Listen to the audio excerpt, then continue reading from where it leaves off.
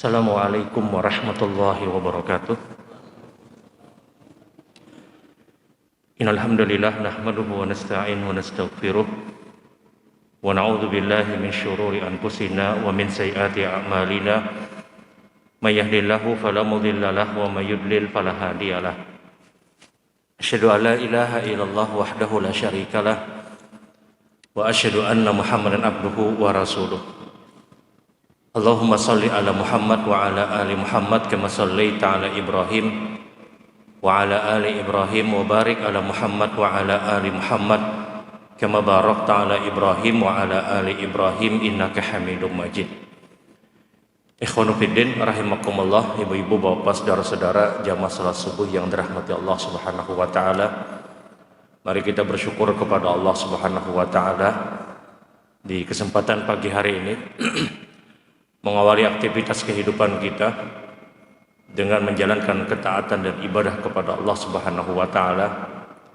Masih dipilih oleh Allah, masih ditetapkan oleh Allah sebagai hamba-hamba Allah yang beriman kepada Allah Subhanahu wa taala, yang menjalankan ketaatan dan ibadah yang diperintahkan. Ibadah salat subuh berjamaah yang digariskan dan dijelaskan Nabi, siapa yang mengerjakan ibadah salat subuh berjamaah, fahuwa fi dhimmatillah, maka dia berada di dalam jaminan Allah Subhanahu wa taala. Seorang Imam Nawawi rahimahullah taala, beliau menyatakan, ketika ada orang yang mengerjakan ibadah salat subuh berjamaah ikhlas karena Allah, dia lakukan di rumah dari rumah-rumah Allah, maka banyak sekali keutamaan yang dia dapatkan. Di antaranya sebagaimana pernyataan Nabi tadi, fahuwa fi dhimmatillah, dia berada dalam jaminan Allah, yang kalaulah seandainya dia diwafatkan di hari itu juga, dan dialah orang yang berkesempatan mengerjakan ibadah salat subuh berjamaah, maka dia mudah untuk mendapatkan rahmat dari Allah Subhanahu wa taala. Dan ini layak untuk kita bersyukur. Mudah-mudahan dengan syukurnya kita terus bisa istiqomah menjalankan ibadah salat subuh dengan berjamaah. Baiklah, di kesempatan pagi hari ini kajian kita berkaitan dengan takbiratul ihram. Kita akan bersama di salah satu rukun dari rukun salat yang sangat penting, yaitu takbiratul ihram. Takbiratul ihram adalah rukun pertama ketika kita masuk di dalam salat. Rukun yang pertama ketika kita masuk di dalam salat. Kenapa dinamakan takbir yang pertama adalah takbiratul ihram? Kenapa takbir yang pertama di dalam sholat dinamakan dengan takbiratul ihram? Karena ketika seseorang mengucapkan kalimat Allahu Akbar di awal sholatnya, maka ketika itu berlakulah perkara-perkara yang haram yang asalnya dihalalkan. Berbicara hukum asalnya halal sebelum kita sholat. Makan, minum sebelum kita sholat itu hukumnya halal. Apapun yang kita lakukan selama itu perkara-perkara yang wajar, tertawa dan yang lainnya, sebelum kita sholat itu hukumnya halal. Tapi ketika sudah Allahu Akbar, maka haramlah perkara-perkara yang hukumnya halal, sehingga dikenal dengan istilah takbiratul ihram. Takbir yang mengharamkan perkara-perkara yang hukum asalnya halal. Dan inilah rukun yang terpenting. Rukun yang terpenting. Takbiratul ihram itu diwajibkan dan salah satu rukun dari rukun salat dengan cara dia melafadzkan kalimat Allahu Akbar. Jumhur ulama menyatakan bahwasanya orang yang tidak mengucapkan kalimat Allahu Akbar pada takbiratul ihram, takbirnya tidak sah. Jadi kelaziman hukumnya, keharusan hukumnya adalah kalimat Allahu Akbar itu harus diucapkan. Tidak sebatas dia mengangkat kedua tangan kemudian Allah Akbarnya dia tempatkan dalam hati, tidak. Tapi itu harus diucapkan. Kalimat Allahu Akbar pada takbir yang pertama, itulah yang dikenal dengan kalimat takbiratul ihram. Ingat, mengucapkan kalimat Allahu Akbar itu rukun sholat. Mengangkat tangan itu hukumnya wajib. menyesuaikan dengan apa yang dianjurkan, itu hukumnya sunnah. Ucapan Allahu Akbar itu rukun. Kalau ada orang yang mengangkat kedua tangan, kemudian dia tidak mengucapkan kalimat Allah Akbar hanya dalam hati, takbirnya tidak sah, konsekuensi hukumnya sholatnya tidak sah. Tapi ketika ada orang yang mengucapkan Allahu Akbar, kemudian dia mengangkat kedua tangan, walaupun posisi mengangkat kedua tangannya tidak sesuai dengan apa yang disunahkan, sholatnya masih sah. Ada orang yang mungkin Allahu Akbar, dia angkat tangan hanya di bawah dari bahu. Allahu Akbar. Apakah sholatnya sah? Sholatnya sah. Tapi tidak sempurna dalam pengamalan sunnah Nabi SAW. Ada orang yang tidak mengucapkan kalimat Allahu Akbar, kemudian dia angkat kedua tangan sejajar dengan bahu. Allahu Akbarnya dalam hati, dia mengangkat kedua tangan. Apakah sholatnya sah? Jumhur ulama menyatakan sholatnya tidak sah, karena dia tidak melafadzkan kalimat Allahu Akbar. Lafadz kalimat Allahu Akbar itulah yang dikenal dengan takbiratul ihram. Jadi kalimat Allahu Akbar itulah isyarat yang sangat jelas dia melakukan takbiratul ihram. Gerakan yang dia lakukan benar, itu hukumnya wajib.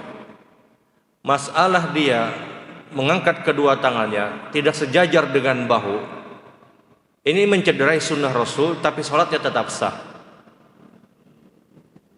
Jadi sekali lagi, takbiratul ihram ada ucapan kalimat Allah Akbar yang itu harus diucapkan oleh orang yang sholat.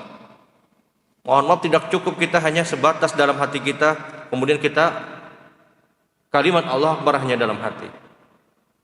Imam Syafi'i rahimahullah ta'ala beliau menyatakan bahwa yang namanya membaca itu dilafadzkan, diucapkan. Sebatas kita merasa cukup untuk kita mengucapkan. Tidak harus kita mendengar kalimat apa yang kita ucapkan. Sebatas dia menggerakkan lisannya, dia merasa dia sedang membaca, maka itulah orang tersebut dikatakan telah membaca di dalam sholat. Tapi kalau bacaannya dalam hati, apakah orang itu dikatakan membaca? Tidak. Karena ada mungkin orang yang membaca zikir ruku dalam hatinya. Ada orang yang mungkin membaca zikir sujud di dalam hatinya. Ada orang yang mungkin membaca zikir tasyahud di dalam hatinya. Apakah dia dikatakan membaca? Tidak. Yang dikatakan membaca adalah ketika nutqan, ketika dia lafadzkan, ketika dia ucapkan. Begitupun juga takbiratul ihram, kelaziman hukumnya harus dia lafadzkan, harus dia ucapkan. Keutamaan takbiratul ihram disebutkan dalam hadis riwayat Imam Tirmidzi nomor hadis 241.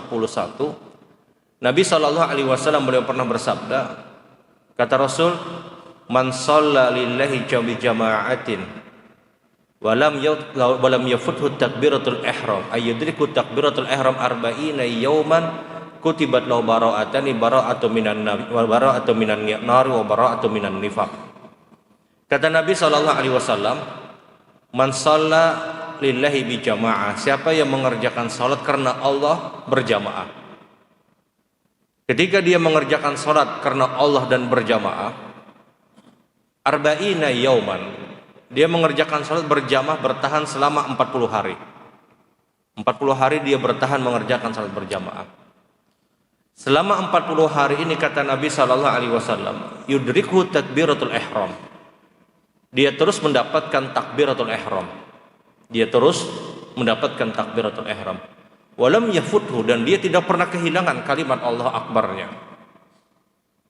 Amalan ini kata Nabi SAW, kutibat lahu bara'atan, dicatatkan bagi dia dua keutamaan.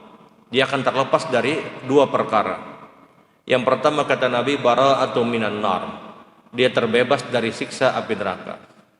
Yang kedua kata Rasulullah, bara'atu minan nifaq, dia terbebas dari sifat orang-orang munafik.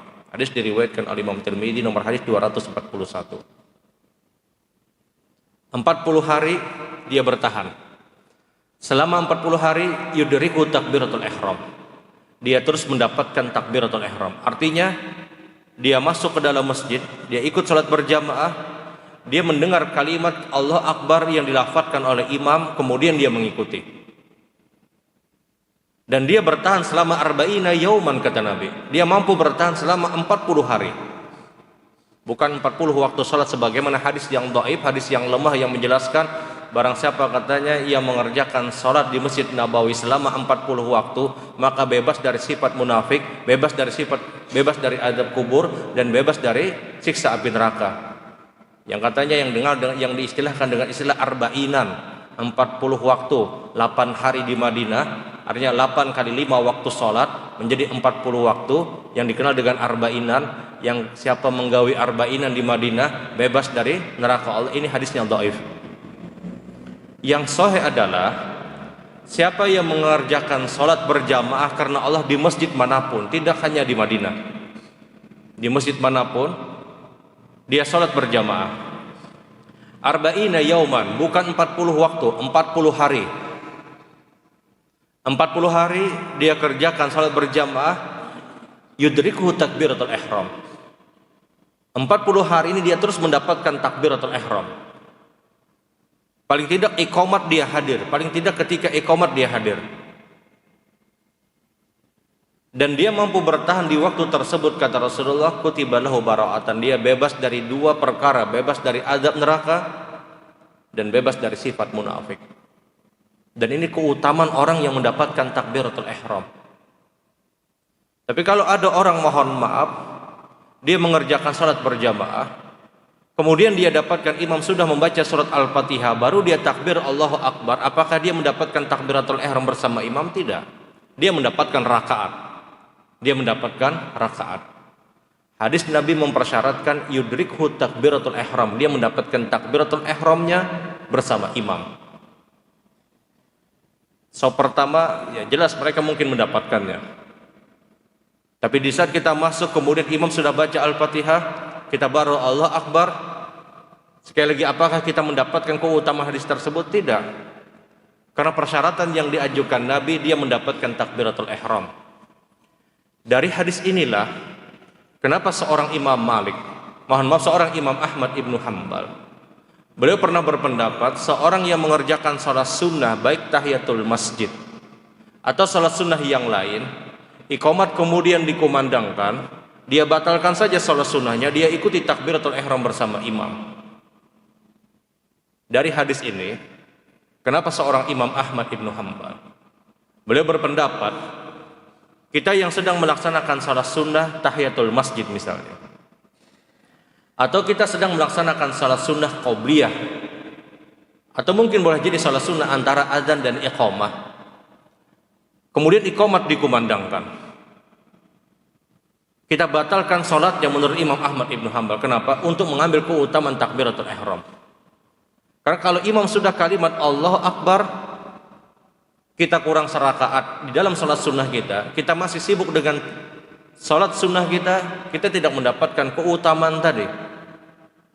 Belum lagi hadis Nabi yang diriwayatkan oleh Imam Bukhari, yang Nabi SAW bersabda, idza uqimatas salata fala salata ilal maktubah.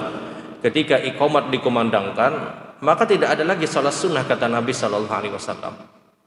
Sehingga Imam Ahmad pun beliau menyatakan bahwasanya seorang yang sudah mendapatkan, seorang yang mengetahui takbiratul ihram itu akan terjadi di dalam salat berjamaah yang diawali dengan terjadinya iqamat, dan dia sedang melaksanakan salat sunnah, sikap yang terbaik kata Imam Ahmad, dia batalkan salatnya kemudian dia ikut mengerjakan salat berjamaah.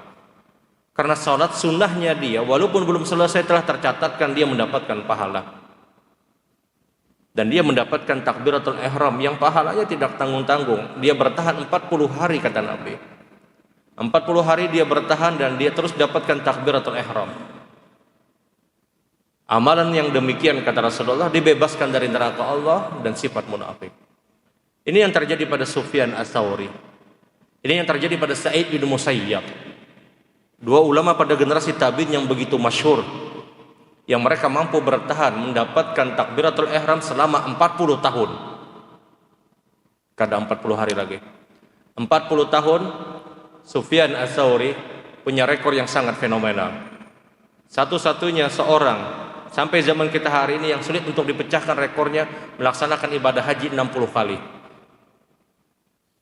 Sa'id bin Musayyab itu pun mampu bertahan di 40 hari. Mohon maaf, 40 tahun. untuk mendapatkan takbiratul ihram. Yang para ahli sejarah mencatatkan bahwasanya tidak dapatnya setelah 40 tahun Sufyan Ats-Tsauri mendapatkan takbiratul ihram 40 tahun. Kemudian di tahun ke-41 beliau tidak mendapatkannya, sebabnya adalah ketika itu beliau mendapatkan musibah. Meninggalnya ibu beliau pada saat itu disebutkan menjadikan bergesernya sop Sufyan Ats-Tsauri menjadi di sop yang kedua.